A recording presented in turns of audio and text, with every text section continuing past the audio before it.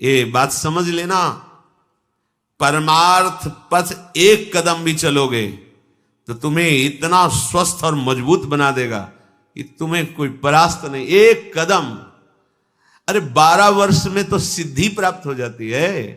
किसी भी मंत्र को, किसी भी नियम को 12 वर्ष तक किया जाए तो सिद्ध हो जाता है। पर हम ये कह रहे हैं कि 50 वर्ष भी आप लगा दीजिए, अगर ये दो भाव आपके सुधरे नहीं तो कुछ समझ में नहीं आएगा आपको। लोग समय व्यतीत करते हैं भोग चिंतन, भोग स्वामित्व में, और वर्णन कर देते हैं कि इतने वर्ष हो गए हमको परमार्थ में चलते हुए। तो वैराग्य, ज्ञान और भक्ति का आदर होता है, अवस्था का आदर नहीं होता।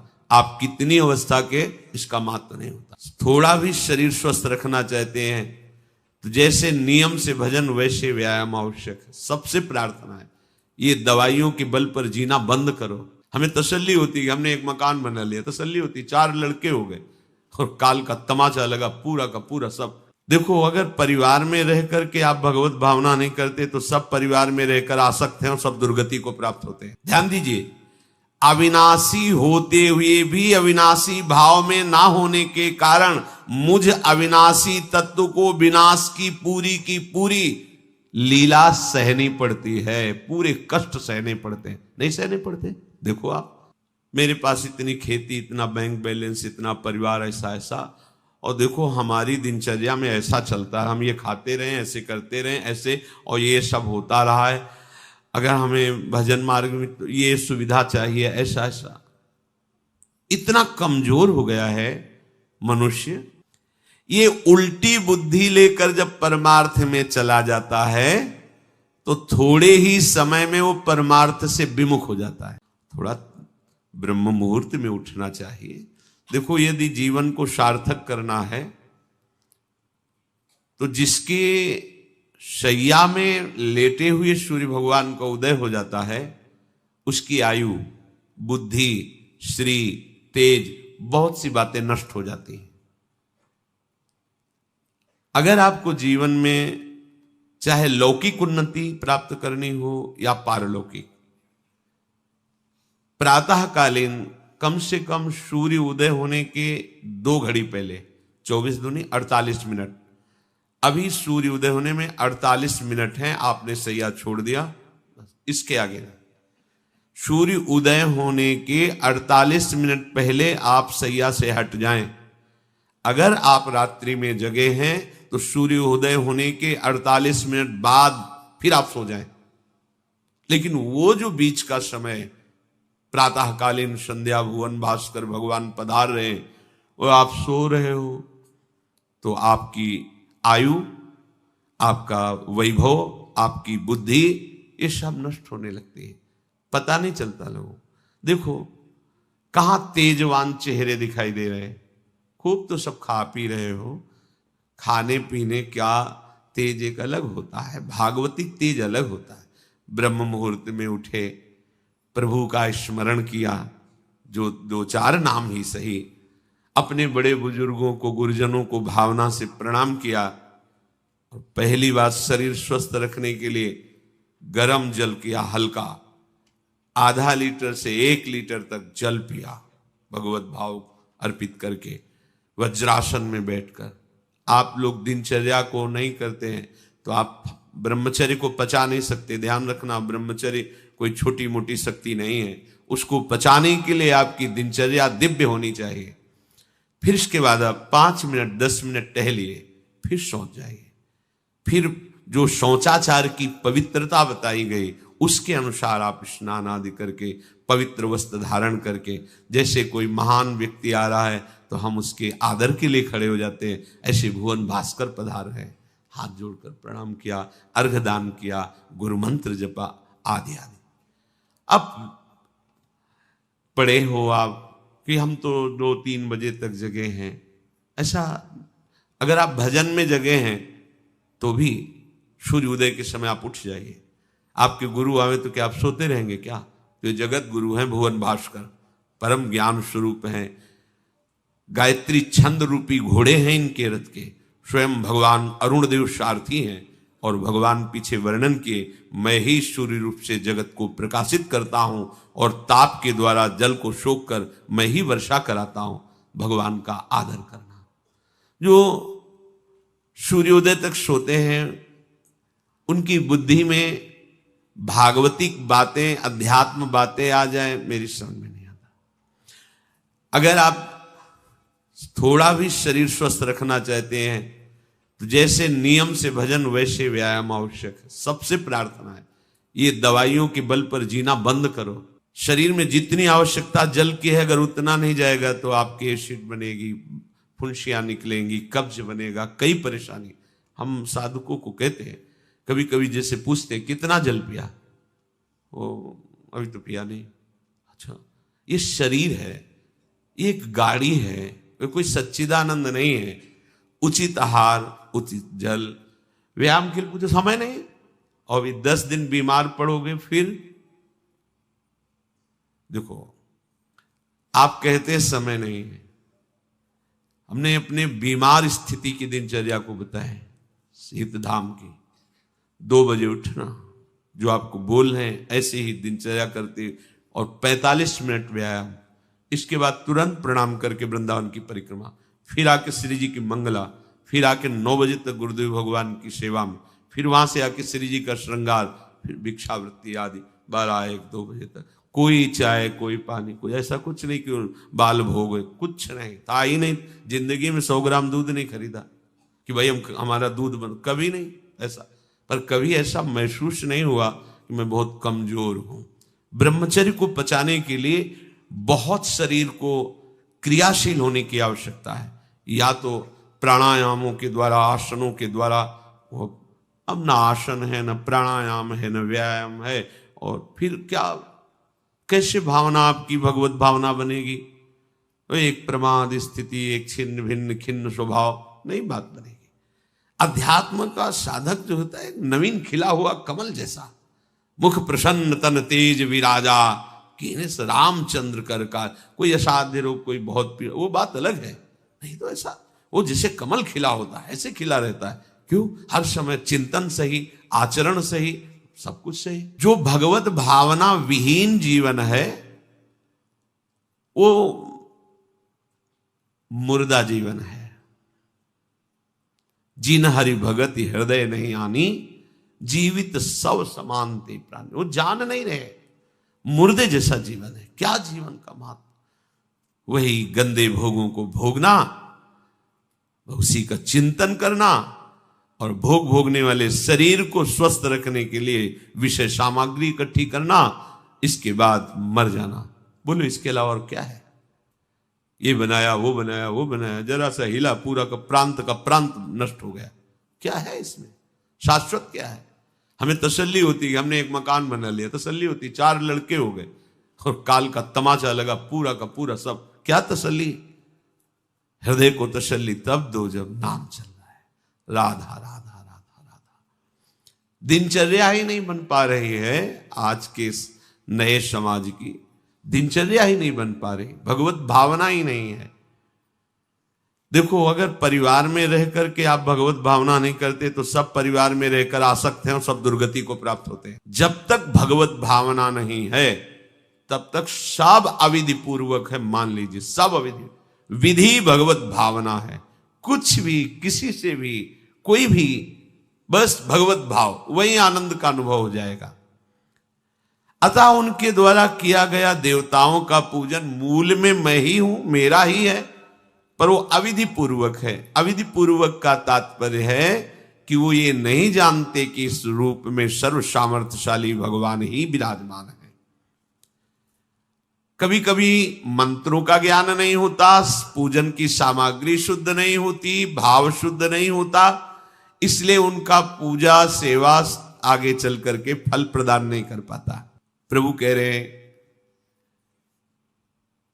मेरे में रिझाने के लिए किसी पूजा सामग्री की या किसी धन संपत्ति की आवश्यकता नहीं।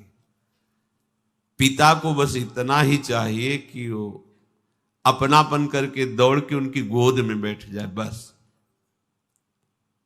अपनापन प्रभु को चाहिए, माया के भूल भुलैया से वापस लौटिए और एक बात केवल बैठ जाए अगर हृदय में कि मेरे प्रभु अब मैं थक गया हूं, यहां कोई मुझे सहारा देने वाला नहीं, अपना नहीं, नाथ मुझे अपना बना लो। ये बहुत बड़ी बात है हृदय की, किसी के बहुत भाग्यशाली होगा उसके हृदय में बात आएगी। प्रभु उसकी रुचि का विषय बन जाते हैं। प्रभु जहां वो ऐसा भावना करता है और उसकी रुचि हो जाती है प्रभु में। जैसे हमारी विषयों में रुचि, ऐसे प्रभु में रुचि हो जाती है। अब वो जो भी करता है सब पूजा हो जाती है। ये रात से जल्दी सबको समझ में नहीं आता। ध्यान दीजिए, भगवत भावना विहीन आप जो भी कर रहे हैं वो सब अविधि पूर्वक है, भगवान कह रहे हैं। अगर भगवत भावना युक्त है तो जो भी कर रहे हैं सब विधि पूर्वक। कर्माबाई जी ने, एक विधि विधान जानने वाले संत ने जब कहा कि आप तो बिना स्नान में बड़ा अपराध, ऐसे तुम कैसे बना पाओ। और वो प्रातः अपनी स्नान आदि दिनचर्या करने लगी तो विलंब हुआ। फिर खिचड़ी अमनिया की ठाकुर जी को, ठाकुर जी आए गोद में बैठ के, एक कवल ही पाए कि उधर पर्दा, भाग के ठाकुर जी गए। खिचड़ी लगी थी, पार्षदों ने कहा जय जय तो अभी भोग ही नहीं पधराया। फिर और बोले कर्मा भाई है ना, वो मुझे भोग लगाती, और पता नहीं उस महात्मा ने क्या समझा दिया विधि विधान, वो भोरी भारी हमारी भक्ता, वो अब नहाने धोने में समय लगाने लगी, इसलिए आज विलंब। देखो तुम जाओ और उनसे कह दो हम विधि विधानों से फंसने वाले नहीं, विधि विधान हमें कोई फांस नहीं सकता है। एक प्रेम फांस है जिसमें मैं फंस जाता हूं, बिना किसी बंधन के अगर ये बंधते हैं उसका नाम है प्रेम डोरी। जय श्री भट्ट प्रेम रस बंधन, क्यों छूटे दृढ़ फंद, बसो मेरे नैनन में दो चंद। ये बात सबकी समझ में नहीं आती। जाओ उनको कह दो जैसे वो बनाती थी वैसे ही बनावे। पूरा अविधि है। अगर शास्त्रीय सिद्धांत से दे देखो अविधि है, पर वो महान विधि है जो भगवान को आसक्त कर लिया। कौन सी विधि? मेरे अपने प्रभु, मेरे प्यारे रात में भूखे रहते होंगे, ये भाव। भगवत भाव विहीन जितना जो कुछ आप कहोगे कि कैसे अविधि पूर्वक भगवान कह रहे हैं। देखो, जब मथुरा के ब्राह्मणों को भगवत पार्षद सखाओं ने निवेदन किया कि भगवान श्री कृष्ण और बलराम आज इधर ही गाय चराने आए हैं और वो भूखे हैं, आप थोड़ा सा कुछ भोजन सामग्री दे दीजिए। तो ऐसे देखा कि ग्वारिया है, बात ही नहीं की, अधिकारी ही नहीं समझा, बात का अधिकारी नहीं समझा। ऐसा नहीं कि इनको पता न चला हो कि भगवान का अवतार है, क्योंकि जब भगवान अवतरित हुए सबको पता था कि भगवान अवतरित हुए हैं। प्रायः सबको पता था, सबको। जैसे वायु शीतल चलती तो सबके अंगों में लगती है, इसलिए महान प्रकृति उल्लसित होकर नृत्य कर रही थी आनंद में जब भगवान का प्रादुर्भाव हुआ। और उन्होंने बाद में स्वीकार किया कि मैंने महापुरुषों से सुना था कि भगवान पधारे हैं, पर मेरा कितना दुर्भाग्य कि वो स्वयं यज्ञ भोक्ता भगवान आगे जैसे कह रहे, आम ही सर्वयज्ञानाम भोक्ता च प्रभुरेव च, समस्त यज्ञों का भोक्ता मैं हूं। स्वयं समस्त यज्ञों की भोक्ता मांग रहे हैं और वो यज्ञ करने वाले ब्राह्मण अनादर कर रहे हैं। हुई ना विधि। और उन्होंने स्वीकार किया है कि मुझे चारों वेदों का ज्ञान है, गायत्री का अनुष्ठान, त्रिकाल संध्या, जितना भी शास्त्रीय सिद्धांत सब पालन करता हूं, पर सबके लिए उन्होंने एक शब्द प्रयोग किया, धिक्कार है मेरे ज्ञान को, धिक्कार है मेरी पवित्रता को, धिक्कार है। स्वयं यज्ञ भोक्ता भगवान मांगे और हमने बात भी नहीं की। पर अहो भाग्य हमारे कि हमारी पत्नियां ऐसी निकली जो हमारी बात बन गई, भगवत साक्षात्कार करने वाली। वहां कौन सी विधान का पालन कर रही? एक ही विधान, केवल अपने श्याम सुंदर मेरे प्रभु की चर्चा सुनकर प्रभु में आसक्ति हुई, आसक्ति ने प्रभु का साक्षात्कार करा दिया। भगवत भावना विहीन बड़े से बड़ा कार्य प्रभु को बिल्कुल पसंद नहीं। दुर्योधन ने दुशासन के महल में ऐसी भोग सामग्रियों का रचना करवाया था कि देवराज इंद्र भी ललचा जाए, और मूल उद्देश्य था कि श्री कृष्ण को रिझा लेंगे, अपने पक्ष में कर लेंगे। प्रभु ने उनसे वार्ता जब संधि की तो उन्होंने कहा कि बिना युद्ध के 5 गांव की बात क्या, सुई के अग्रभाग भी नहीं दे सकता, सुई के अग्रभाग भर भी जमीन नहीं दे सकता। 5 गांव की भगवान ने कहा था ऐसा करो, तुम हस्तिनापुर के चक्रवर्ती सम्राट पर बैठे रहो, 5 गांव दे दो पांडवों को, वो मेरे भक्त हैं, मेरा आदेश पालन कर। उनका सूजी अग्रे न केशवा, सुई की नोक भरेंगे। भगवान चलने लगे तो कहा आओ प्रसाद पा लीजिए, भोग पा लीजिए, आइए महल में। तो उनका पाया वहां जाता है। यदि पवाने वाले में प्रीति हो या पाने वाले को मिलता ना हो, बहुत भूखा हो, मेरे को भूख नहीं है, तेरे में प्रीति नहीं है, चल दिए भगवान। भगवान उधर गए भी नहीं, और गए कहा भगवत भाव भावित विदुर जी के घर, वहां मांग करके छिलके पाए। देखो छिलके पवाना विधि है, अविधि है। अभी सेवा अपराध में सुन रहे थे ना, हाँ, अच्छा से अच्छा पदार्थ प्रभु को पवाना, और वो अच्छा पदार्थ तो फेंक रही है और छिलका पवा रहे, अविधि है, पूरी अविधि है। लेकिन यही सही विधि है, क्योंकि वो है ही नहीं भाव में इतनी ऊंचाई पर डूबी। उन्हें कोई, जैसी विदुरानी जी वैसे ही लालजू महाराज पा रहे, उनको भी शुद्ध नहीं, और कह रहे वाह बहुत सुंदर, बहुत स्वादिष्ट। वो भाव पवा रही तो वो भी भाव का स्वाद ले रहे। अपने उपास्य देव में प्रियता हो जाना ये सारी विधि है। इसीलिए अपने वृंदावन उपासी जन जो है, वृंदावन रसोपास्य, यहां मंत्रों के आदेश से सेवा पदार्थ समर्पित नहीं किया जाता। अमुक मंत्र पढ़ो फिर वो सेवा नहीं, यहां तो राधा राधा राधा। और जब जैसा भाव आया, या ऐसा नहीं कि ये ऐसे ऐसे ऐसे न, जब भाव आया अपने भाव में, भावोत्सवेन भजताम रस काम धेनु, भाव ये थोड़ा भक्ति का फलस्वरूप भाव होता है। जो प्रभु से विलग भाव करके उपासना की जाती है वो अविधि पूर्वक हो जाती है, और जो भगवत भाव करके की जाती है वो सब विधि मानी जाती है। जिसमें हमारे प्रभु को सुख मिले, ऐसी भावना करके जो भी किया जाए उससे भगवत प्राप्ति निश्चित है। क्योंकि सब यज्ञों का भोक्ता मैं हूं, मैं सबका स्वामी हूं, परंतु ये जो मेरे से विमुख है ये ऐसा नहीं जानते हैं, ये मुझे तत्व को नहीं जानते, इसलिए ये अन्य भावना किया करते हैं। जो मेरे को नहीं जानते हैं, मेरे भाव से नहीं है, वो कुछ भी करें उनका पतन ही होता है। बात इसमें यह है कि जब अविनाशी नित्य चिदानंद भाव ही नहीं है तो विनाशी खेल में सत्य भाव से लगोगे तो तुम अविनाशी का विनाश ना होते हुए भी विनाश की सारी लीला सहनी पड़ेगी। जैसे आत्मस्वरूप जो हमारा स्वरूप है उसमें किसी शस्त्र का, मंत्र का, किसी भी दैवी शक्ति का कोई भी बस नहीं है। जो हमारा आत्मस्वरूप है कि मंत्रवेत्ता कोई भस्म कर दे, किसी दिव्यास्त्र का संधान करके हमारी आत्मा को छेद भेद दे, अक्लेद्य है, अशोष्य है, अदाय है, फिर भी हम जलन का अनुभव करते हैं अंतर और बाहर से भी। क्यों? वहां तो बता रहे हैं कि अदाय है, कोई भी ताप आत्मा को स्पर्श नहीं कर सकता, फिर ये जलन क्यों होती है?